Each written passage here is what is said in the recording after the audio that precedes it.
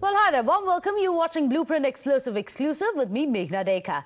Well, amidst the widespread consternation over freedom of speech coming under attack in India, two incidents in the day have drawn the spotlight onto this issue.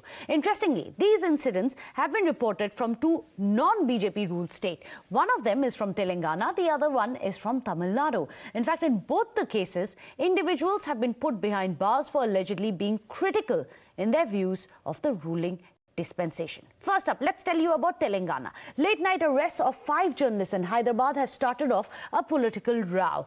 Now, the police action has taken 2 days after the office of a media house, Q News, was attacked by unidentified persons. Now, the channel staff have claimed that BRS followers were the ones who had ransacked their office, taking umbrage over its critical coverage of news around the Telangana Chief Minister and his family. Well, the latest flashpoint being Kekavitha's ED summons over the Liquor Gate case. The staff alleges that while no visible action has been taking place against the vandals, the journalists have been picked up without even being served a notice. Now, this is the second attack. Let's tell you about that one on Malana's office after an earlier one on 9th of May 2021. But before that, listen in to what really had happened as Q News allegedly came under fire of the BRS in Telangana.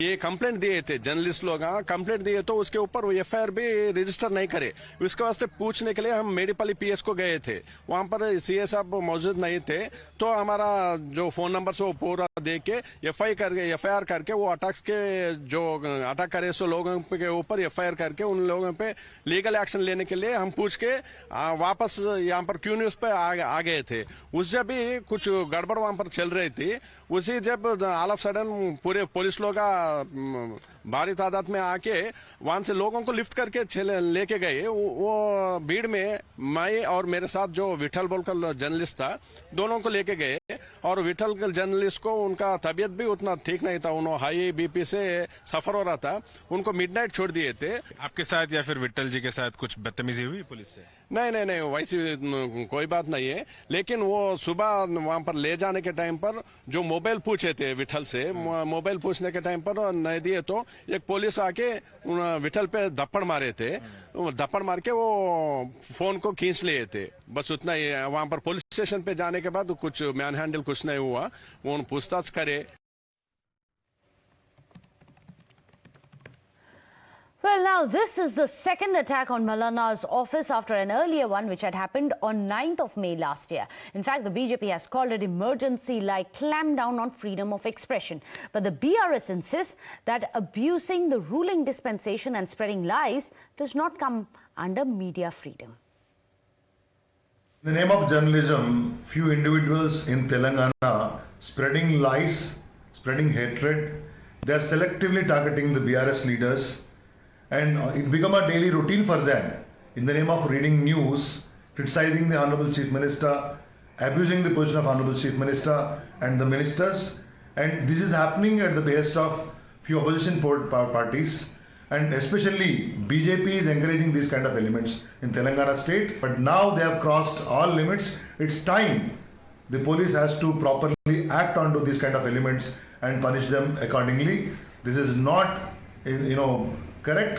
The police now has to, I demand them, act properly, book the suitable cases. Telangana is in a state of siege as we speak. There is a palpable emergency-like situation that has been created by a desperate state government that is trying to throttle the voices of everyone. The clampdown on journalists that has been going on since last night, where Mr. Satish, senior journalists like Mr. Satish, Mr. Vittal, randomly picked up, and I will not hesitate to say kidnapped in a manner without any kind of first information reports, complete and utter state of chaos. And I, as a lawyer, also am shocked to see what is going on in the state of Telangana. In fact, across in Tamil Nadu, it's not very different. A Twitter admin was arrested for sharing an allegedly derogatory meme on the budget which was presented by Chief Minister Stalin and his government earlier this week. Well, the arrested person has been identified as Pradeep. He was picked up last night. Well, the meme apparently pokes fun of Stalin government scheme of giving a monthly assistance of 1,000 rupees to eligible women, heads of the family in the state. In fact, the BJP state president Annamalai now has called it signs of autocracy, and that the AIADMK has accused the DMK government of being scared of criticism. We strongly condemn the action. If cases are being slapped on people who voice their opinion in a democratic nation, there is nothing derogatory. That's a clip from a movie which came 30 years ago, and it is there in public domain. So there is nothing derogatory in it. And slapping cases to silence the voice in a democracy is not a welcome note. And Stalin seems to be so scared about any negative comments he sees in a public domain or in social media. And as usual, the police are acting on the behest of and the directions of MK Stalin and government. Well, let me go across to our panelists. Joining us today, Karuna Gopal, leader of the BJP. Jagadishwaran is joining us, a political analyst. Lagani Srinivas, a political analyst, also on the show. Well, I'm going to come to you first, Karuna Gopal, because your party has faced the fiercest of criticisms of being an autocracy, of being a tyranny, of being a complete dictatorship, especially at the time of BBC. All these parties had come together and said freedom of speech is being crushed. But today, it is you making these allegations against the BRS and the DMK and Congress. If you, sorry, I don't know, am I audible? Yes, we can hear you. Go ahead, Karuna. Yeah. If you have seen the goings on in my state, it is not the first time that these incidents are happening. They are happening at a very, very regular, in a regular way, very periodically, and in a harsh way. Just to give, I mean, look at what happened to Malana actually. This gentleman, actually his studio was attacked. He went and lodged a complaint, and instead of giving respite to him, he was arrested. And how was he arrested? First of all, he was not even given a notice. 41A was not served to him. And the other thing is, he is being arrested under IPC section 505 and 506, which is atrocious because these are non-bailable offenses. And what really warranted this kind of a situation where a man who's been a journalist, who had the guts to voice out the atrocities or let's say the situation existing in the state, he's been taken to task, and he's been not denied his fundamental rights of practicing his own profession. So this particular government has unleashed the police force. I am saying with absolute conviction that they have the police force with them, and they don't hesitate to unleash that force. And it is not the first time. It has happened in the past. It has happened in the recent past, and it's happening now. So muzzling the voices of the journalists, especially those who have the guts to speak. Those who have the guts to speak out the truth. See, today, look at TRS government. I mean, whatever it is, BRS, they take umbrage when I say it is TRS. But anyway, they are in deep trouble. There are issues. CAG reports point out to deep debt in the state. Kavita is in a problem. And KTR recently has been questioned about the paper leak in the Public Service Commission. I mean, these are not small things. These are not small things. But interestingly, when the media reported it didn't go down too well as per them. And in fact, Mr. Jagadishwaran, I'd like to come to you on this. Isn't this hypocrisy? Yeah. Isn't this hypocrisy of those people who say that we are the free speech champions? We are going to be fighting for BBC. Today, they are the ones who are clamping down on those who dare to criticize them. Of course, yes. I mean, every party says we are for free speech, but when it comes to their own party, we can hear you. Go ahead. Yeah, I mean that's what is happening everywhere. Be it BRS, DMK, and everywhere that's happening. I mean, see, attacking the journalists Just because, see, there are corruption charges on the KCR son as well as KCR daughter. And if somebody is putting a YouTube video or somebody is commenting on it, and if you're going to arrest these people just because somebody commented on my rule, there is no end to it.